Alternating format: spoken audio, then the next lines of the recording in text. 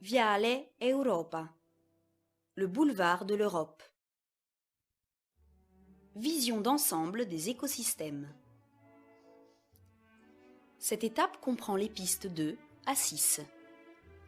Vous vous trouvez sur le belvédère de Viale Europa, un parfait observatoire qui permet d'un coup d'œil d'avoir une vue générale sur les zones naturelles de Cagliari.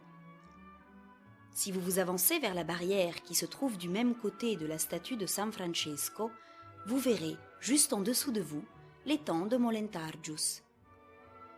L'étang est délimité par les villes de Cagliari et de Quartu Sant'Elena, qui se rejoignent quasiment à votre gauche. La large bande de terre à droite de l'étang s'appelle Is Arenas, qui signifie en sarde les sables. Il s'agit en effet d'une zone constituée de sable marin et qui était une plage fossile constituant la ligne de côte dans le passé. Juste en dessous de nous, à droite de l'étang de Molentargius, se trouve une zone composée de bassins plus petits, appelés Perda Bianca, pierre blanche en sarde. Les autres plans d'eau sur la droite sont les marais salants des anciennes salines de l'État. Dans chaque bassin, l'eau a une couleur différente, tirant toujours vers le rouge. Cette couleur est due à des micro-organismes, comme la Dunaniella saline, une algue unicellulaire qui produit le bêta-carotène, un composé organique d'une couleur caractéristique et qui est typique des eaux extrêmement salées. Le premier témoignage écrit au sujet des marais salants de Cagliari remonte à 150 ans avant Jésus-Christ. À partir de cette période, elles ont eu une importance particulière qui s'est prolongée tout au long de l'histoire de la ville, et en particulier à l'époque romaine et des judicats sardes.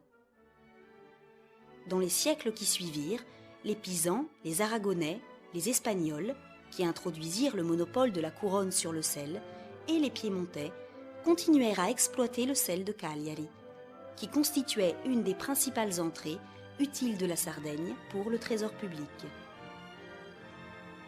Les installations industrielles des salines que vous voyez aujourd'hui remontent aux années 20 du siècle dernier et ont fonctionné jusqu'en 1985. Tout ce territoire qui comprend l'étang et la bande de Is Arenas, parc national régional Molentargius Salines. Les bassins sont tous reliés avec un système complexe de circulation de l'eau, réalisé pour l'extraction du sel. La circulation de l'eau est maintenue pour la tutelle de l'écosystème, même si aujourd'hui les salines ne fonctionnent plus. L'eau de mer est pompée d'un canal affluent qui la conduit jusqu'à l'extrémité de l'étang de Molentargius, donc plus loin de la côte, et elle est alors reversée dans les bassins. La première évaporation se produisait dans le grand bassin de Molentargius. L'eau était ensuite envoyée dans les bassins des salines, où l'évaporation continuait en augmentant la concentration de sel, jusqu'à en permettre le ramassage. Les autres canaux que vous voyez empêchaient aux eaux douces de se reverser dans les bassins salés et déversaient l'eau en surplus vers le port. Ils servaient également pour la navigation des péniches qui apportaient le sel aux navires. Au-delà des salines, vous voyez la plage du Poetto et la mer. Le promontoire qui clôt la plage sur la droite s'appelle la Sella del Diavolo, c'est-à-dire la selle du diable, et il fait partie du complexe calcaire de Capo Sant'Elia. Il divise la baie du Poetto de celle du port. On peut facilement comprendre pourquoi le promontoire porte ce nom quand on regarde sa proéminence calcaire qui a la forme d'une selle. Une légende raconte que ce serait vraiment la selle de Lucifer qui serait tombée au cours d'une bataille entre les anges et les démons. Les anges avaient reçu le golfe comme don du Seigneur, alors que les diables voulurent s'en emparer. L'archange Michele aurait décidé l'issue de la bataille en favorisant le déploiement des troupes des anges, et ceci en taillant la sangle de la selle de Lucifer de façon à le désarçonner. Il tomba alors à califourchon sur le promontoire, auquel il imprima la forme d'une selle. En vous déplaçant de l'autre côté de la route, vous pourrez apercevoir au loin la lagune de Santa Gilla, au-delà du port et du centre de Cagliari. Il s'agit de l'une des plus grandes lagunes côtières de tout le bassin méditerranéen. Elle est directement reliée à la mer et elle est alimentée en eau douce par quelques cours d'eau. Toutes ces zones humides ont joué un rôle fondamental pour la naissance et l'histoire de Cagliari. La ville a été fondée par les Phéniciens aux alentours de l'année 1000 avant Jésus-Christ, sur la rive de la lagune de Santa Gilla, qui était un fantastique port naturel. L'étang et la lagune ont été utilisés pendant des siècles comme zone de pêche et comme marais salants. Le promontoire de la Sella del Diavolo et ses alentours ont été par contre, pendant longtemps, considérés comme un point stratégique, car ils constituaient une fortification naturelle contre les dangers venant de la mer. Les limitations militaires ont servi à protéger la nature, même si cela n'était pas leurs objectifs. C'est ainsi que le promontoire a conservé une garrigue touffue et quelques criques désertes auxquelles on ne peut accéder qu'à pied. Les récifs et les fonds marins ont gardé quant à eux un écosystème vivant et viable, même s'ils sont soumis aux règles de la pêche. Le bras de mer devant la plage du Poetto représente lui aussi un environnement vivant. À quelques mètres de la plage seulement, on peut facilement rencontrer de petits mourmes, des sols et des étoiles de mer, alors qu'au large, on peut trouver des poissons beaucoup plus grands. Monte Urpino, Mont Urpino.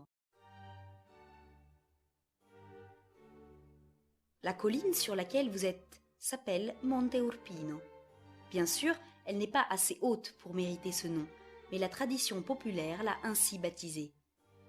Urpino est un mot sarde qui s'écrit en italien Volpino, ce qui signifie renard. Il s'agit en effet d'un mont où se trouvaient des renards et donc d'un lieu sauvage. Aujourd'hui, comme vous le voyez, la ville est arrivée au pied de la colline, mais jusqu'à la fin de la Seconde Guerre mondiale, il s'agissait effectivement d'un lieu isolé. Le versant orienté vers la ville est recouvert d'une pinède, née d'un reboisement effectué à la fin du XIXe siècle, et complété par des interventions successives.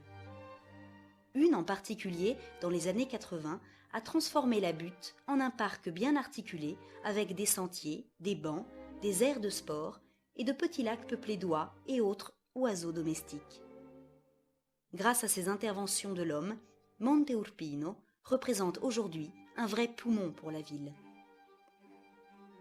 Le versant orienté vers la mer et vers l'étang conserve encore quelques caractéristiques du maquis, même après avoir subi différentes transformations. Le maquis est composé d'arbustes, essentiellement de lentisques et de genévriers, qui poussent dans les terrains calcaires et sont typiques de la région de Cagliari. Parmi ces plantes, vous verrez aussi des arbustes, comme l'euphorbe arborescente et l'oléastre, quelques pins et la couleur vert cendre de l'armoise. Le belvédère de Monte Urpino est le lieu le mieux adapté pour parler des oiseaux sauvages, ayant élu domicile en ville. Il s'agit d'un phénomène que l'on peut observer dans de nombreuses villes, mais qui est peut-être plus évident à Cagliari. Le phénomène de ces animaux urbains concerne essentiellement les oiseaux.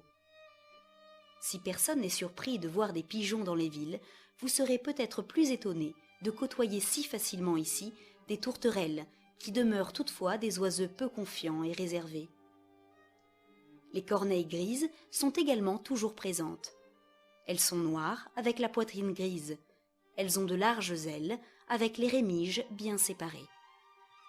Elles vivent en groupe et sont capables d'actions groupées, par exemple pour éloigner les autres oiseaux de leur nourriture. Les étourneaux se sont eux aussi adaptés à la ville.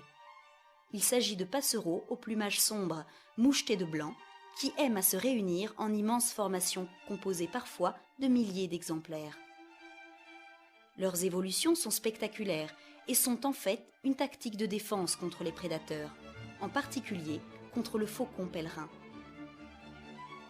Au printemps et en été, la ville abrite de nombreux martinets, qui ressemblent à de petites hirondelles noires, avec une tache blanche sur le dos, près de la queue.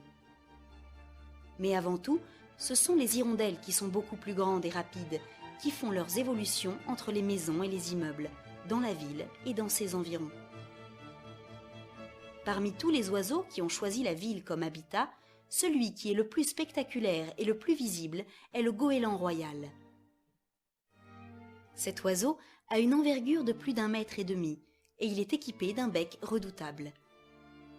Depuis plusieurs années, il a commencé à se reproduire et à faire ses nids sur les toits. Au printemps, le goéland royal choisit en effet un toit pour déposer ses œufs et à partir de ce moment, il le défend contre les intrus avec détermination, en les piquant du bec et en accompagnant son geste de cris assourdissants.